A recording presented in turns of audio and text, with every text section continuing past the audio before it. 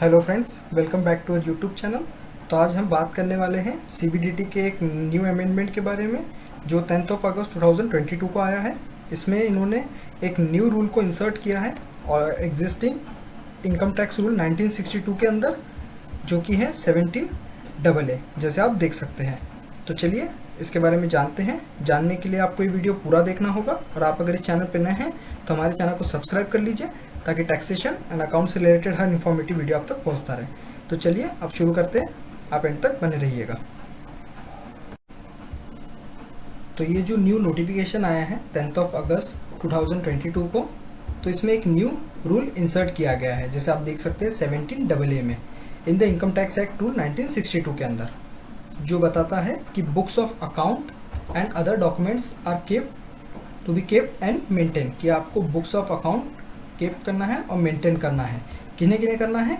Every fund, institution, trust, any university, other educational institute, any hospital, other medical institute which is required to keep and maintain books of account and other documents under clause A of 10th proviso to clause 23C।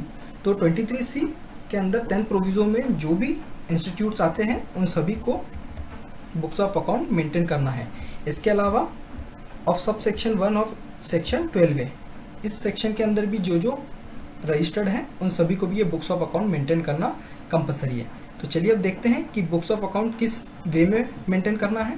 तो यहाँ आप देख सकते हैं clause A में हमें books of account including the following namely दिया हुआ है। आपको क्या क्या मेंटेन करना है?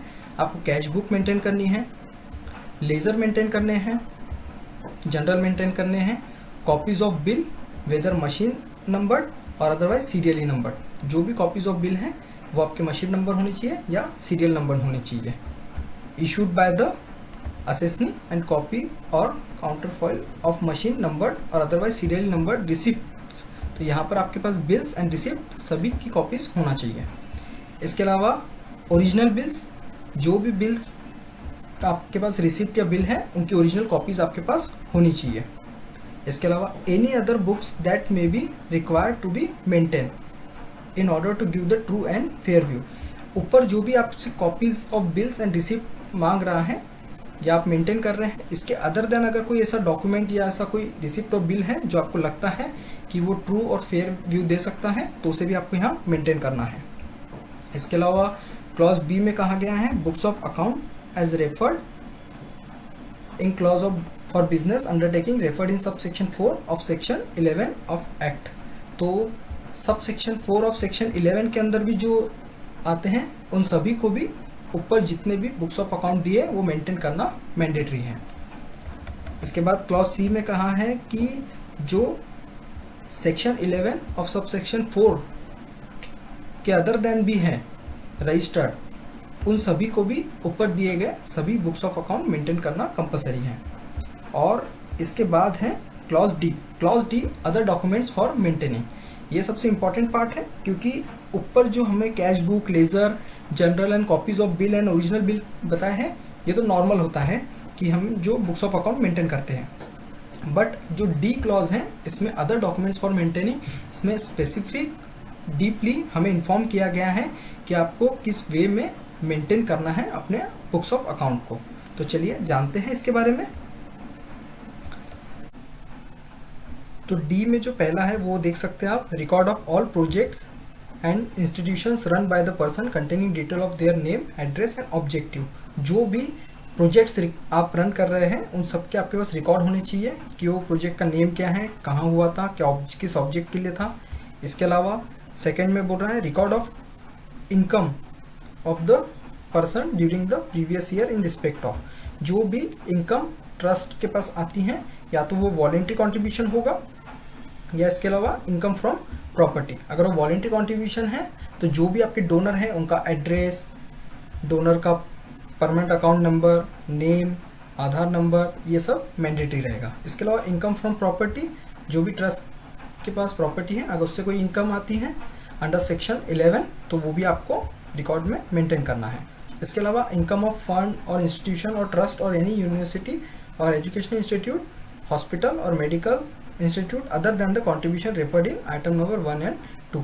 इसके अलावा अगर आपके पास वॉलंटरी कॉन्ट्रीब्यूशन या इनकम फ्रॉम प्रॉपर्टी के अदर देन कोई इनकम आती है तो उसका भी आपको रिकॉर्ड मेंटेन करना है।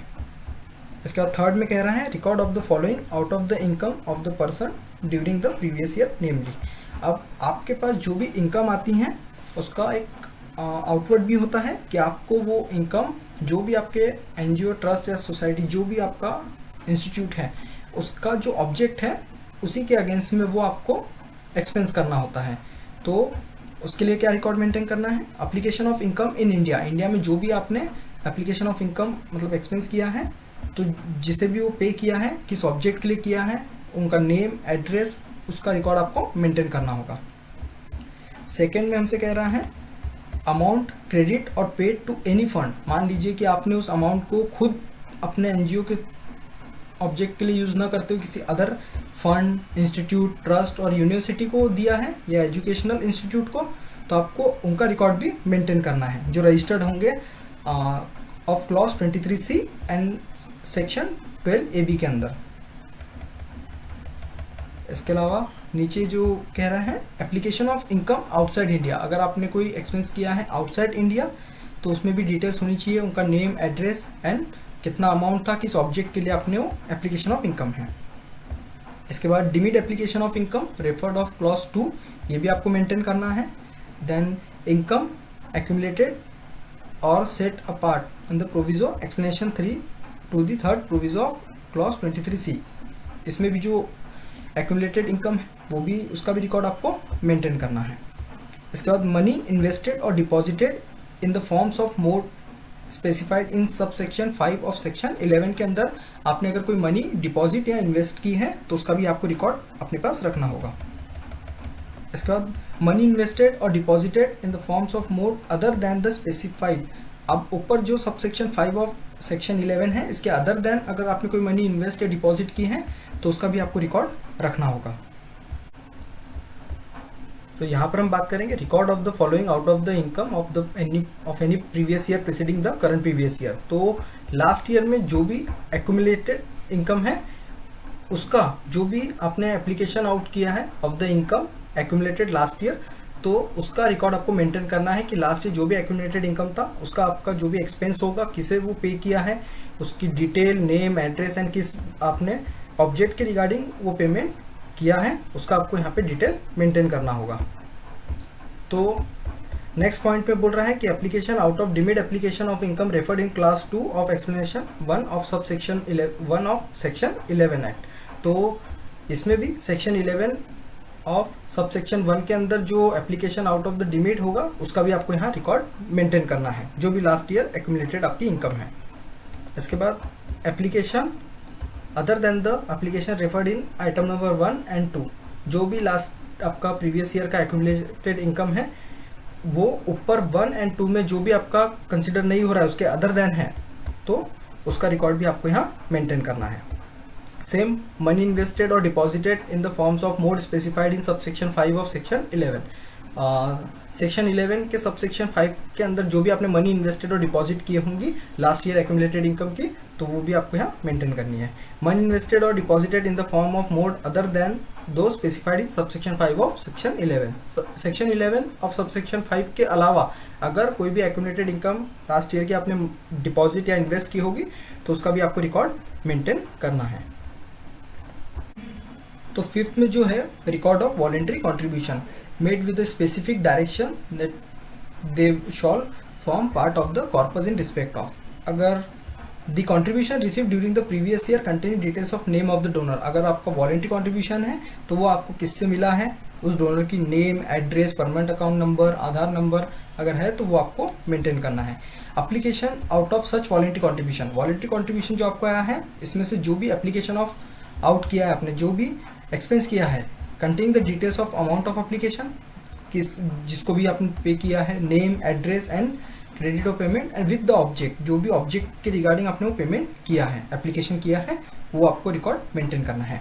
इसके अलावा अमाउंट क्रेडिटेड और paid towards corpus to any fund, मान लीजिए कि आपने वो अमाउंट खुद ही यूटिलाइज न करते हुए किसी अदर फंड, इंस्टीट्यूशन, ट्रस्ट और यूनिवर्सिटी को दिया है जो रजिस्टर्ड है section clause 23C and section 12AB के अंदर, तो उसका भी आपको रिकॉर्ड मेंटेन करना है, क्या एड्रेस है उनका, क्या नेम है उनका, permanent account number and object. इसके अलावा the forms and mode of specified in sub section 5 of section 11 of the act in which such voluntary contribution receive.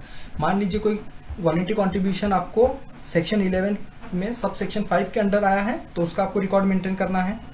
इसके अलावा जो ऊपर सेक्शन 11 सब सेक्शन 5 के अदर देन अगर आपने कोई मनी इन्वेस्टेड या डिपॉजिट किया है तो उसकी भी आपको रिकॉर्ड मेंटेन करना है। इसके बाद application out of such voluntary contribution. अब ऊपर जो वॉलंटरी कॉन्ट्रीब्यूशन हमें रिसीव हुआ है during any previous year preceding the previous year containing such details of amount of application, name, address, person to whom any credit, जिसे भी आपने वो पेमेंट किया है, क्रेडिट किया है, उनकी डिटेल यहाँ पे होनी चाहिए। इसका 7th में कह रहा है कि अमाउंट क्रेडिटेड और paid towards corpus to any fund. Same अब जो वॉलंटरी कॉन्ट्रीब्यूशन है आपका सेक्शन 11 सब सेक्शन 5 के अंदर जो आपको रिसीव हुआ है, अगर वो आप खुद यूज़ ना करते हुए किसी एनी अदर फंड, इंस्टीट्यूशन और ट्रस्ट या यूनिवर्सिटी को आप दे रहे हैं तो उनकी भी डिटेल आपको मेंटेन करनी है जो रजिस्टर्ड हो 23C एंड 12AB के अंदर। इसके बाद कह रहा है the forms and mode of specified in sub section 5 of section 11 act in which such voluntary contribution received. अब जो वॉलंटरी कॉन्ट्रीब्यूशन रिसीव हुआ है सेक्शन 11 सब सेक्शन 5 के अंदर in the any previous year preceding the previous year तो is invested और deposited, तो उसका भी आपको यहाँ रिकॉर्ड मेंटेन करना है। मनी इन्वेस्टेड और deposited in the form and mode any other दो स्पेसिफिक इन सब सेक्शन 5। अब सब सेक्शन 5 ऑफ सेक्शन 11 के अदर देन जो भी आपने मनी इन्वेस्टेड की है वॉलंटरी कॉन्ट्रीब्यूशन से, वो भी आपको यहाँ पे रिकॉर्ड में मेंटेन करना है। Amount invested and deposited in back into the such voluntary contribution. अब वॉलंटरी कॉन्ट्रीब्यूशन में जो भी आप अमाउंट वापस डालेंगे या डिपॉजिट करेंगे उसका भी आपको यहाँ पे रिकॉर्ड मेंटेन करना है। अब नीचे देखते हैं 6th में क्या कह रहा है, record of contribution receive for the purpose of renovation of repair of temple, mosque, gurdwara, church और अदर प्लेसेस। अब जो भी आपको कॉन्ट्रीब्यूशन आया है फॉर स्पेसिफिक यहाँ पर कहा गया है कि renovation and repair of temple, mosque, gurdwara, church and other places जो हमें मिला है of sub section 2 of section 80G के सब सेक्शन 2 के अंदर जो भी रजिस्टर्ड हो उन सभी को अगर कोई रिनोवेशन या रिपेयर के लिए कंट्रीब्यूशन मिला है तो वो आपको मेंटेन करना है उसका record. Same for to clause 23C के अंदर जो रजिस्टर्ड है ऑफ 3rd प्रोविजो।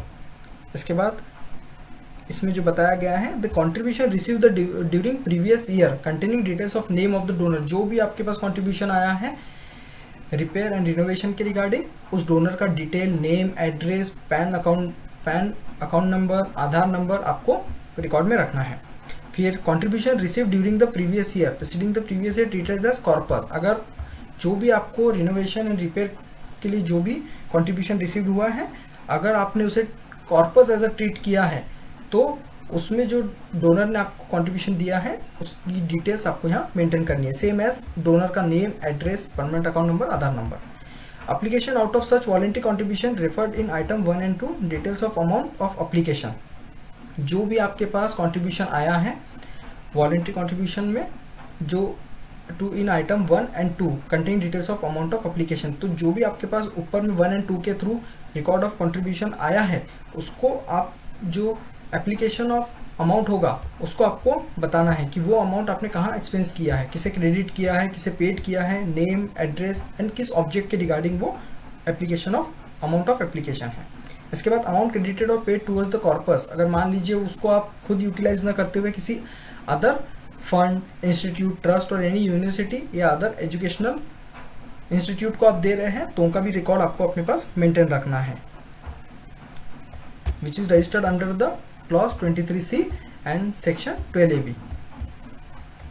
इसके बाद 5th में कहा गया है the forms and modes specified in sub section 5 of section 11 of the act in which such corpus receive during the previous year. अब सेक्शन 11 में सब सेक्शन 5 के अंदर अगर आपको कोई कॉर्पस या फंड रिसीव हुआ है तो उसकी आपको मेंटेन करना है रिकॉर्ड इज इन्वेस्टेड और डिपॉजिटेड जो भी आपको मिला हो। इसके अलावा मनी इन्वेस्टेड और deposited in the form of mode other then the दो specified in sub section 5 of section 11। Sub section 11 of section 5 के अदर देन अगर कोई मनी इन्वेस्टेड या डिपॉजिट आपने किए हैं in previous year in which such corpus, तो उसकी भी आपको डिटेल यहाँ पर मेंटेन करना होगा। इसके बाद application out of such corpus receive during the previous year preceding the previous year containing details of amount of application, जो भी आपके पास रिसीव था उसका अमाउंट ऑफ एप्लीकेशन जो आपने किया होगा तो वो कहाँ किया है, उनका भी नेम एड्रेस सेम आपको विद द ऑब्जेक्ट उनका भी रिकॉर्ड मेंटेन करना है। अमाउंट क्रेडिटेड और paid towards the corpus of any fund institution, अगर अदर देन आपने खुद ना यूज़ करते हुए किसी अदर इंस्टीट्यूशन फंड और यूनिवर्सिटी को दिया है जो रजिस्टर्ड है under clause 23C and 12AB के अंदर, तो उसका भी रिकॉर्ड आपको मेंटेन करना है। The forms and mode of specified in sub section 5 of 11 act in which corpus receive during the previous year, तो वही सेक्शन 11 एंड सब सेक्शन 5 में जो आते हैं और अगर मनी इन्वेस्टेड किया है या फिर डिपॉजिट किया है तो उसकी भी डिटेल आपको यहाँ मेंटेन करना है। इसके अलावा सेक्शन 7 हमसे कहता है कि record of loans and borrowing, जो भी आपने लोन से जो भी आपने उधार लिया है उसकी भी आपको डिटेल मेंटेन करनी है। तो वो कैसे देखिए यहाँ पे, containing information regarding the amount of debt of the loan और बोरोइंग, जो भी जिस भी डेट को आपका लोन आपने लिया है, जिस भी डेट को उसका रीपेमेंट हुआ है, उस पर्सन का नेम जिससे भी आपने लोन लिया है उनकी डिटेल्स आपको मेंटेन करनी है। Application out of such loan, उस लोन में से अगर आपने कुछ पे किया है या कुछ यूटिलाइज किया है तो वो किस रिगार्डिंग पे किया है, किसे किया है, क्या ऑब्जेक्ट था, वो भी आपको मेंटेन करना है। इसके बाद application out of such loan और borrowing receive during the previous year preceding the previous year containing details of amount of application. इसके अलावा जो अमाउंट लोन में से आपने रिसीव हुआ था प्रीवियस ईयर में, उसके अदर देन जो डिटेल्स है, name of the person home credit और पेमेंट इज मेड, उसकी भी डिटेल आपको मेंटेन करनी है। Repayment of such loans and borrowing, आप जो पेमेंट और लोन एंड बोरोइंग का जो भी रीपेमेंट रहेगा उसकी भी डिटेल आपको मेंटेन करनी है। इसके बाद 8 में कहता है कि record of properties held by the assessee, जैसे ट्रस्ट एंड इंस्टीट्यूट या एनजीओ के पास जो भी प्रॉपर्टीज़ है उनकी डिटेल आपको मेंटेन करनी है। वो इमूवेबल प्रॉपर्टीज़ है, उनका nature, address, cost of acquisition हो गया है।